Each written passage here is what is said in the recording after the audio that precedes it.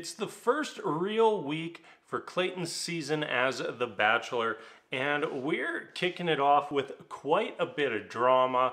We got multiple villains popping up, you know, even after having already a villain get kicked out last week. So it's going to be a drama-filled season, and you know what, when love doesn't sell for this franchise, you can be damn sure that they are going to just bombard us with drama.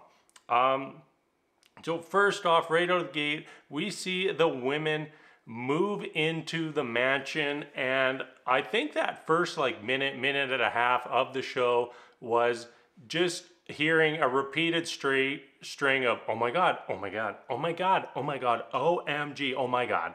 Literally, oh my god. It was pretty absurd, and I was kind of just laughing to myself already, just watching the women move in.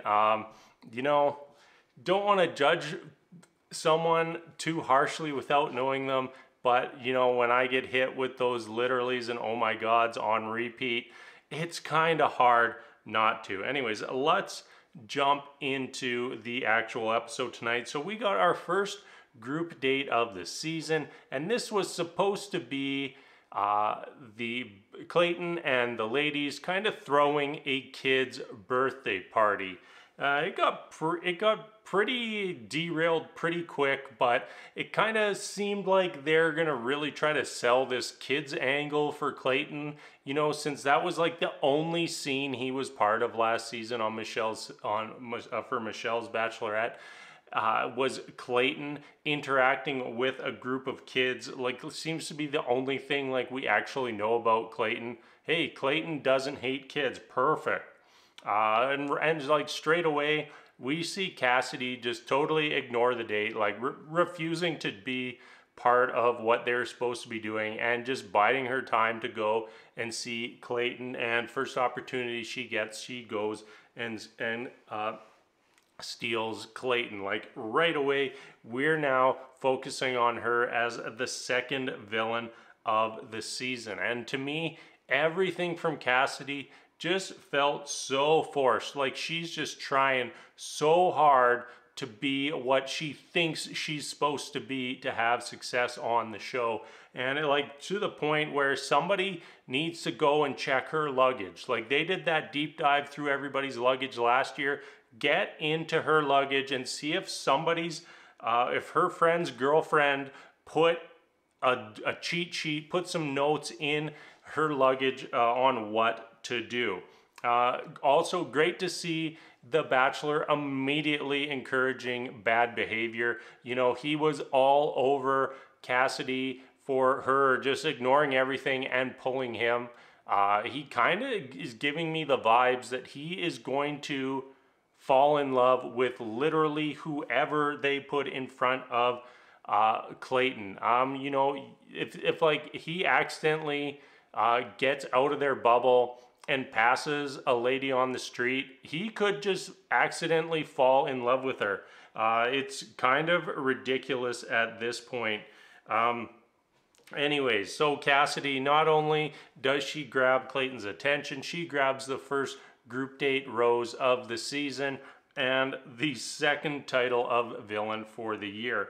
From there, we jumped over to our first one-on-one of the season, and this one goes to Susie. Susie was somebody last week that I thought I kind of picked out as one of the early favorites. You know, she's heavily in that season preview. Looks like she's probably in our final three just based on that season preview, so not shocked to see her get an early one-on-one, which is usually a really good sign that someone is going to go far, because The Bachelor is picking someone that they had an instant connection with.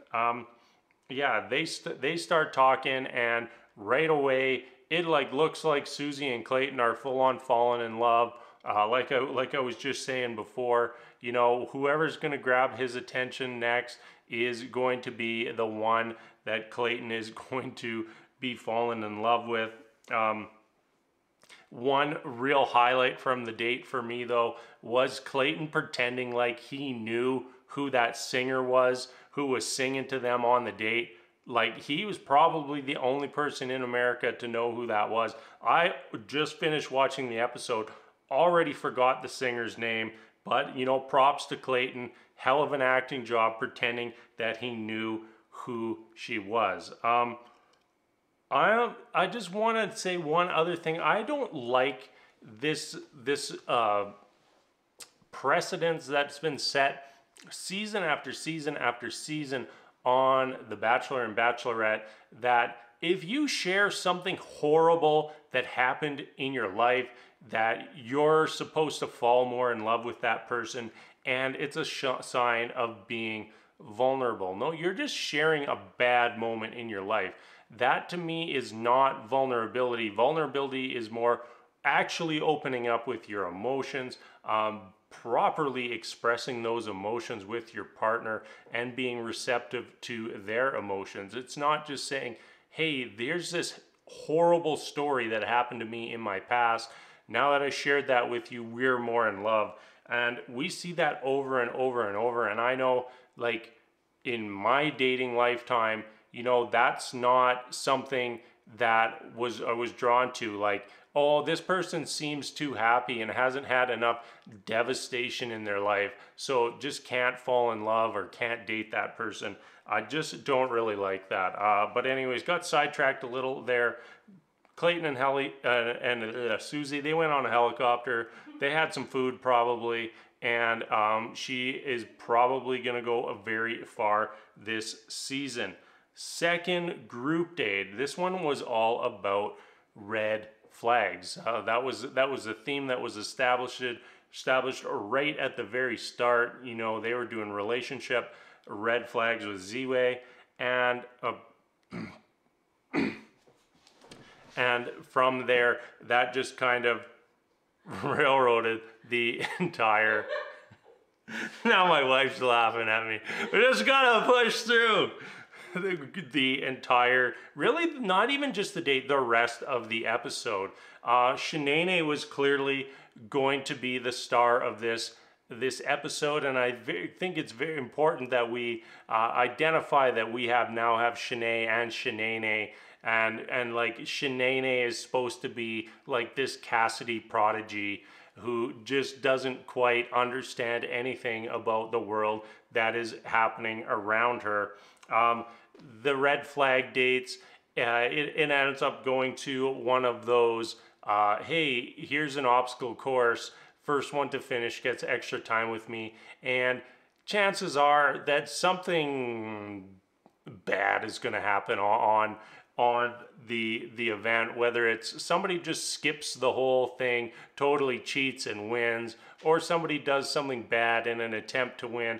This was no different, as Shanae absolutely threw Elizabeth, and I think there was another woman who got caught as collateral damage in that push and thrown into the breadcrumbs. I don't even know what that was, the syrup pit. Like, was that representing us, just how much we love putting syrup on pieces of bread? Like, is that a thing nowadays? Yeah. Maybe that's a new trend. Just dump some syrup on your bread. My wife is saying that is jam, but I like this whole syrup line of thinking way more. That was not jam. That was syrup. You just put your syrup on your bread and be happy with it. Good morning. Have some syrup on your bread, and then you're ready to conquer the day. So anyways, Sarah ends up winning the race. Elizabeth was also a big star of this date. Like, really, it only felt like Shanae, Elizabeth, and Sarah were present on this date. The other members who were on the date just kind of fell to the background, and really that was a byproduct of the drama that was drummed up between Shanae and Elizabeth. Felt extremely fake, extremely forced, and you know, Shanae is going to Clayton and saying how two-faced Elizabeth is. Meanwhile, she's like telling us how she has this alter ego of Shanae. So you have Shanae and Shanae, totally not two-faced, right? A person with the alter ego who apparently is going to act differently depending on which persona she's going to don, not two-faced. And Elizabeth, who Shanae is clearly jealous of, is two-faced. And the rationale behind it that she tried to use was, hey, Elizabeth was really nice to me night one, and then she didn't talk to me as much. Therefore, she's two-faced. Absolutely ridiculous. In the end, we barely see any of the date. Like, outside of those three women, I can't name a single other person who was on the date. You know, it was Shanae and Elizabeth and Sarah. And really, I thought things were probably looking like Elizabeth was going to get the group date until, you know, Shanae sabotaged her with going to Clayton with all these red flags that aren't even real, and then proceed to mock Elizabeth for about, I don't know, 10-15 minutes of the episode about her having ADHD, and that all that drama allowed for Sarah to kind of slip in there, steal that group date rose, and maybe go up a few rungs in Clayton's book. So that's the end of our dates. Just we got a little bit of cocktail party. You know, really the drama here was around Cassidy. You know, kind of weird because we start the cocktail party and Cassidy's like, whoa, this Shanae and Elizabeth stuff is getting out of hand. I'm going to have to start distancing myself from Shanae. And the next thing you know is, I think it was Sierra going to Clayton and saying like, hey, just so you know, Cassidy has a friends with benefits back home. You know, she's got the full benefits package for some cuddle time back home. And she goes and tells that to Clayton, and we kind of end on the cliffhanger of Clayton going to Jesse and saying, hey, has anyone ever taken a rose away before? Which I'm pretty sure has happened.